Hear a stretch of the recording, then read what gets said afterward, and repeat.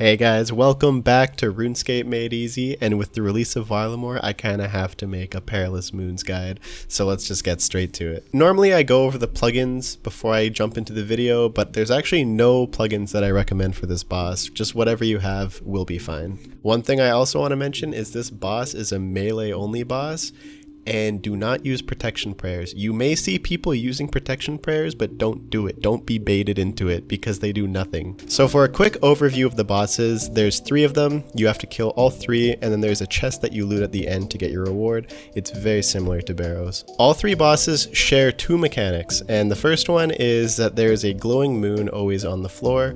It will rotate around the boss in a clockwise pattern, and you just have to always be making sure to stand on the glowing moon or you'll take damage. The second mechanic that they all share is that they have 2 special attacks that they all perform, and they just kind of do them occasionally throughout the fight, rotating back and forth between the 2.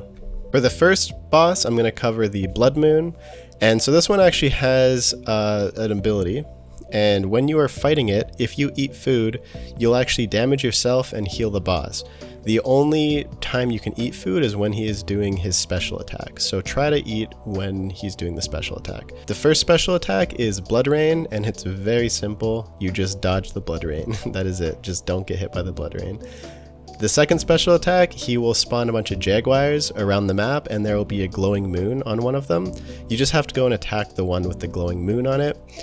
Make sure not to stand inside. There's a square of blood around the boss. Don't stand inside of that. As well as there's a little trick to kind of negate all damage, and that is right before the jaguar attacks you, on the same tick, you want to step back and then attack it, and you can completely negate all damage during this phase. For the second moon, I'm going to talk about the Blue Moon.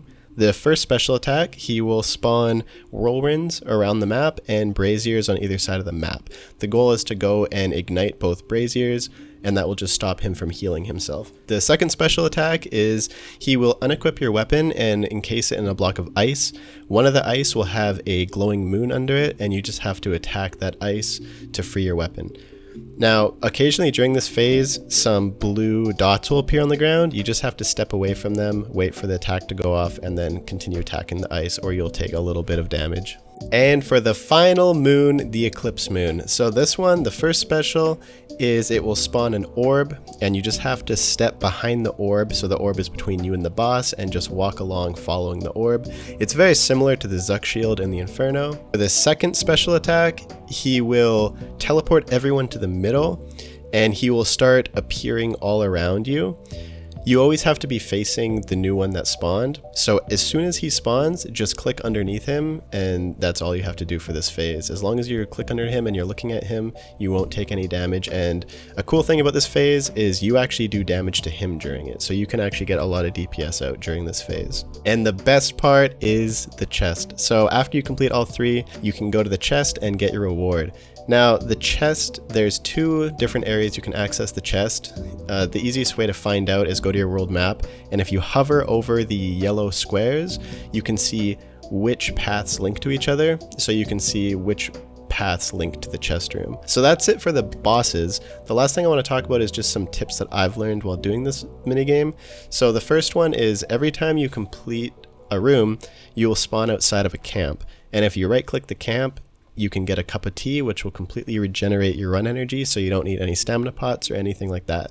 The second tip is that you can actually gather all your own resources inside the minigame, and the resources are actually very good. So if you right-click the box next to the camp, you can actually get some herblore ingredients and fishing ingredients, and you can fish, have fishing spots around the map and get the fish, and they heal around the same as a shark. They're very good food. And the second resource you can get is you can pick the grubs that spawn around the map and grind them in the pestle and mortar and add them to a vial of water. And this will make a moonlight potion, and this is a very good potion. It will restore your prayer, and it also counts as a super combat potion, so very good. And that's the video, guys. I hope you learned something new.